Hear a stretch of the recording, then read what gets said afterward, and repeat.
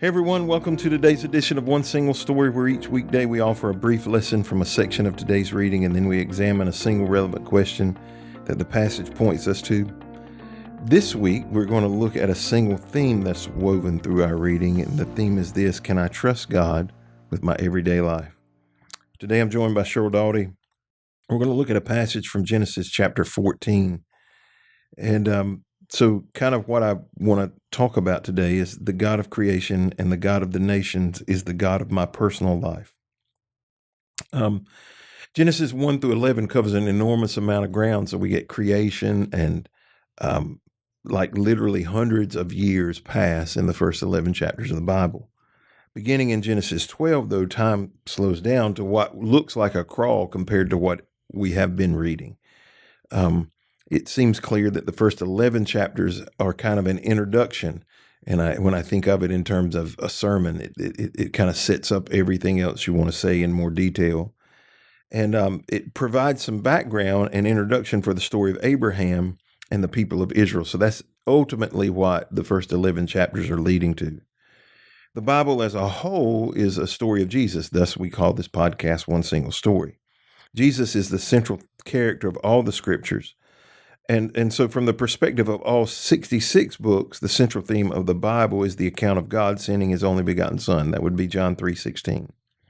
Adam and Eve and Noah are all important characters of Bible history, but God chooses to begin the story of Jesus in detail with the call of Abraham. So we get a synopsis of Noah and of Adam and Eve, but we begin this detailed story when we get to Abraham.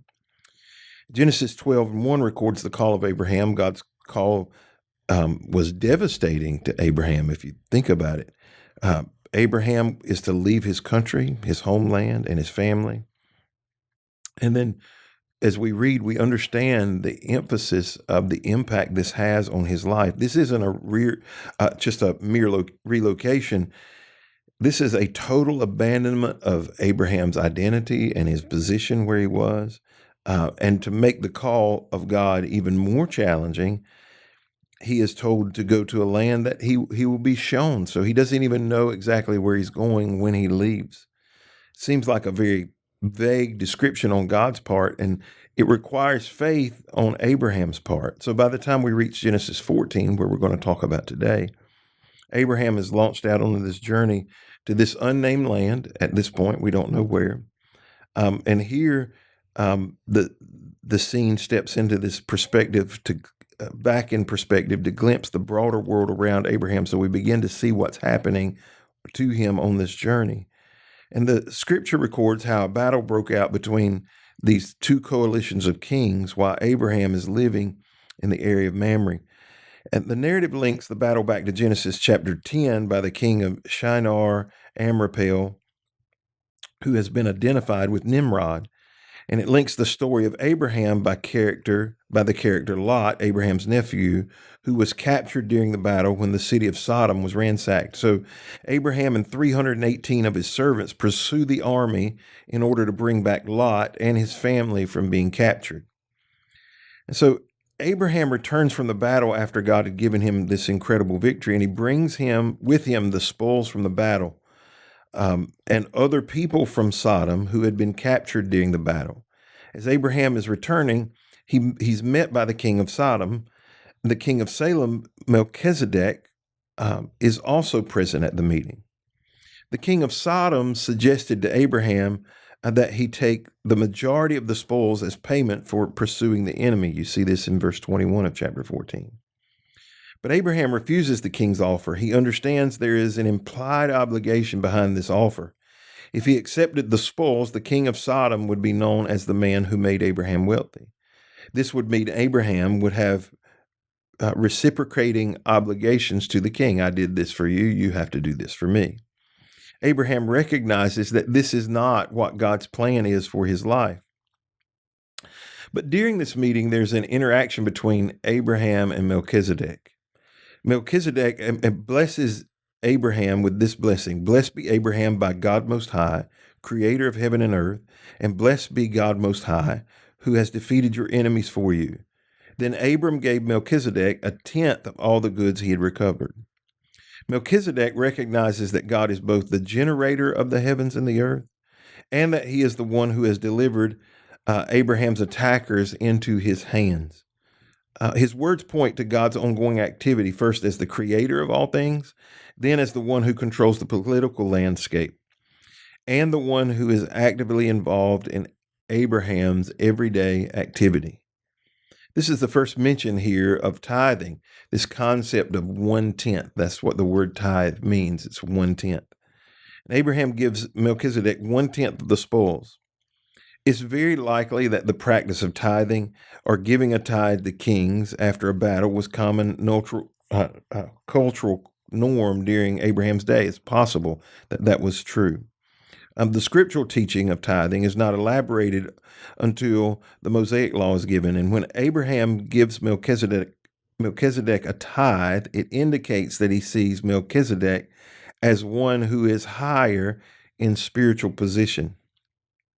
And there's this interesting, subtle observation that I think we can make in the exchange between Abraham and Melchizedek. Melchizedek blesses Abraham with these words, "Blessed be Abraham by God Most High." In the Hebrew, this is the phrase Eloyon, meaning God on high. When Abraham replies to the king of Sodom, he repeats the phrase that Melchizedek has used, only with a slight adjustment. Abram replied to the king of Sodom, "I solemnly swear to the Lord God Most High, creator of heaven and earth." He added there, to El Elyon, he adds the word Yahweh. God has not yet invited people to call him by that name. In fact, God will not invite the use of this name until Exodus chapter 3, verse 14, when he is calling Moses to lead Israel out of the Egyptian bondage. There, God tells Moses his name is Yahweh, or I am that I am. Abraham's use of the word Yahweh highlights two important concepts. It implies Abraham's close relationship with God. Even before Moses hears that name from God's voice, Abraham is on a first name basis with God. Later biblical writers note that Abraham was a friend of God. You can find that in 2 Chronicles and in James chapter 2. It also clues us into the fact that the God of Abraham is the same God over Israel. Once more, God's work in the individual life of Abraham is connected to God's overall work in the history of Israel. God's activity in individual lives is not separate from his work in all of creation and his work in the history of man. Every individual life is involved in the overall plan of God for the world. It seems like this incredible promise. So, Sheryl, let's talk about this for a few minutes. What does this mean to us? Are the mundane, ordinary things of everyday life, are they connected to God's overall plan in salvation history? And if how are they?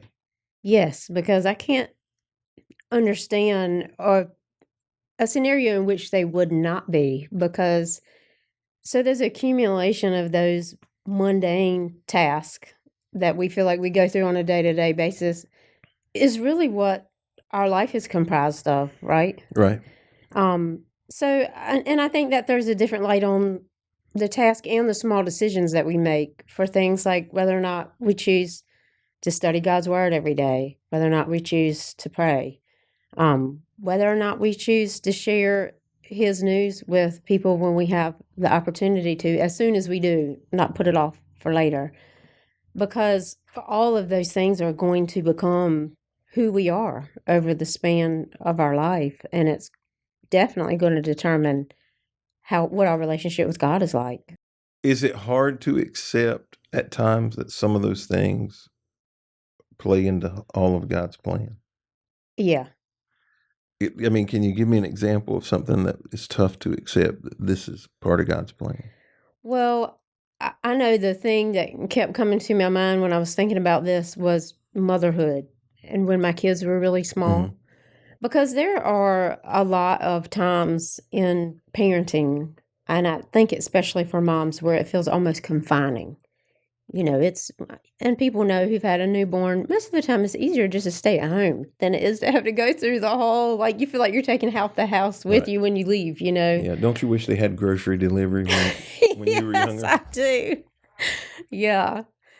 But yeah, it was always more work than it was worth, it seemed, to leave. And I can recall having come to church with a little tiny newborn and just thinking, like, I don't even know why I came here because I didn't get to sit in the service. And, she didn't want to stay in the nursery. And over time, though, of course, I was glad that we had just pushed through and continued to go because we would have broken the habit of going to church, and it would have been much harder to get back into it, and it would have been a different childhood Right. for our kids.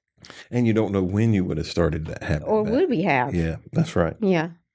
So when you think about that, all of these ordinary things plays into God's plan, the way we live, love, work. How does it change the way we do those things if we view our daily lives as part of God's overall plan? The way we live, the way we love, the way we work, if we think, okay, what I'm doing is part of God's plan, should it or does it change how we live? I feel like when I try to stay focused on that, things that would normally make me feel really frustrated don't make me feel as frustrated. Things that you often feel like aren't worth your time, or the issues that you have. Like, I can't even tell you how many times I have wished or said out loud, like, can't somebody else see these dirty dishes? You know what I mean? Like, my time is not just as full as yours. Like, I don't have as many responsibilities, You and I have had this conversation before because Barbara's the only one who sees them. That's right. You just walk past them. They're Right. not even there.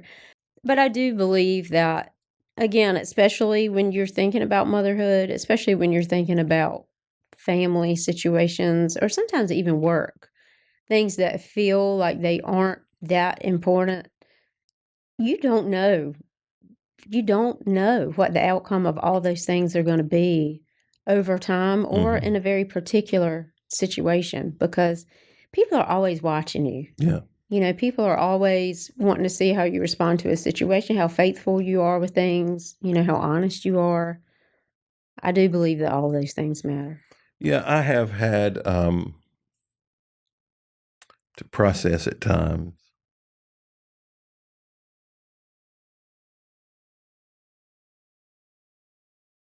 how things affect the plan of God and the will of God.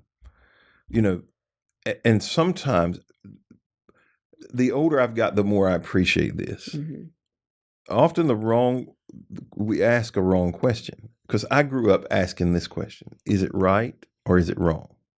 About everything? Well, can I do this? Is it, if it's not wrong, then Is I it can permissible? do it. Right? Is it permissible? Uh-huh.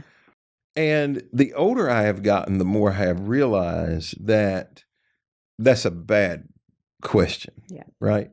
Because what I also have to think about is the impact that it has on other people. Am I glorifying God? If somebody sees me do this or hears me say this, or, I'll give you an example. Okay. I give you an example. I think probably by the time this airs, what is it? Yes. So we'll be close to the end of the At the Movie series. Well, there was a particular movie we were thinking about using that had a really good theme that you could have preached. You could have made work. But as I watched it, I thought, okay, we're going to encourage people to watch this. The whole movie. That's right. Watch this whole movie. Yeah. And the language was horrific. I mean, I was like, I don't even know how we're going to get a clip out of this. We could have, because other churches have. We could have gotten clips, but some of the things that were done and said, even though it had a good point, and I was like, I don't feel like I can, with a clear conscience, tell people go watch this movie with your family. That's right. Because I was telling Alyssa, I was surprised that a particular church had done it, because for that reason. The pastor is, he is like the most harsh thing he watches is Family Feud. Mm-hmm. And she laughed. She said, it's weird that you say that because they did a series on the Queen's Gambit. Are you familiar with the Queen's Gambit? No, it was The Crown. Are you familiar with The Crown? I've heard people talk about it, but I've so never it's seen on it. Netflix.